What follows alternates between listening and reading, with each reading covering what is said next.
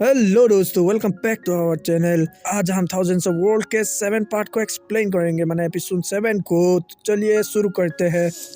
Episode की शुरुआत में हम देखते हैं सीनियर ली सोंग जियान को मारने ही वाला था कि तभी वहां पर लिन पे आकर उस अटैक को ब्लॉक कर देता है और सोंग जियान को बचा लेता है।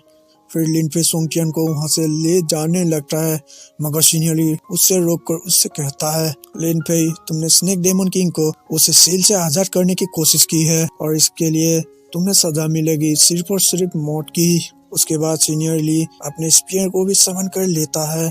तो ये देख कर के लिन पे भी अपनी स्वॉर्ड निकाल कर उससे कहता है, यहाँ पर तुमने ही स्नेक डेमन किंग का सील का यूज करके डीमन स्वॉर्ड टेक्निक प्रैक्टिस करने की कोशिश की है, जिसके कारण वो सील कमजोर पड़ गया था। अब वो इल्जाम तुम मुझ पर लगा रहे हो नोबड़े। तो ये सुनकर सीनियर ली गुस्सा हो जाते हैं और लिन पे पर बहुत ही खतरनाक अटैक कर देता है। वहीं लिन पे भी अपनी स्वॉर्ड को स्पिरिचुअल पावर से बड़ा कर लेता है और ली पर अटैक कर देता है। दोनों अटैक्स आपस में टकरा कर खत्म हो जाते हैं। उसके इम्पैक्ट से लिन पे थोड़ा सा जख्मी हो जाता है, लेकिन लिन पे ली के डेंटियन पर उसे पता चले कि कुछ स्पिरिचुअल पावर डाल देता है।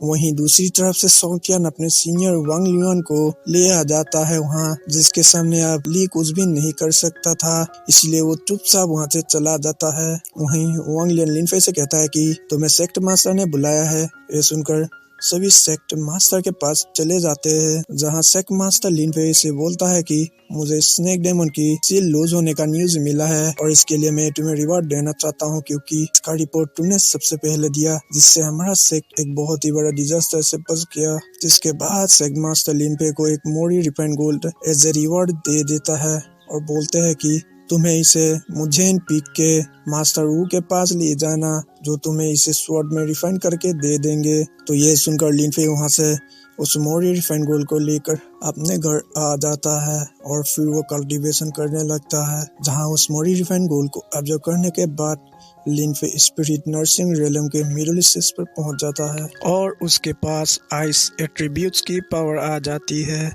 फिर सीन चेंज होता है और हमें सीनियर ली को दिखाया जाता है, जहां वो कल्टीवेशन करने की कोशिश कर रहा था और उसे बहुत ही पेन हो रहा था, क्योंकि लिन पे ने अपनी एनर्जी उसे उसके डेंटियन पर डाल लिया था, जिसकी वजह से वो जब भी डेमन टेक्निक प्रैक्टिस करेगा उसे ऐसा ही पेन होगा। वहीं सीनियर ली को पता चल जाता है कि ये लिन पे ने किया और वो गुस्से से कहता है, तुम्हें क्या लगता है तुम इस थोड़ी सी स्पिरिचुअल पावर से मुझे रोक पाओगे? जब मैं पूरी तरह से डीमन एनर्जी को एब्जॉर्ब कर लूंगा तब देखता हूँ तुम्हें कौन बचाता है मुझसे। जिसके बाद सीन चेंज होता है और हमें लिन पे और सोंग जियान को दिखाया जाता है, जहाँ सोंग जियान लिन पे को बताता है कि मास्टर वू को ओमनी डायरेक्शनल विंड और रेन फर्नेस मिला है, जिससे वो तुम्हारे लिए हाई ग्रेड वेपन रिफाइन कर सकते हैं। और ये कहकर सोंग जियान वहां से चला जाता है।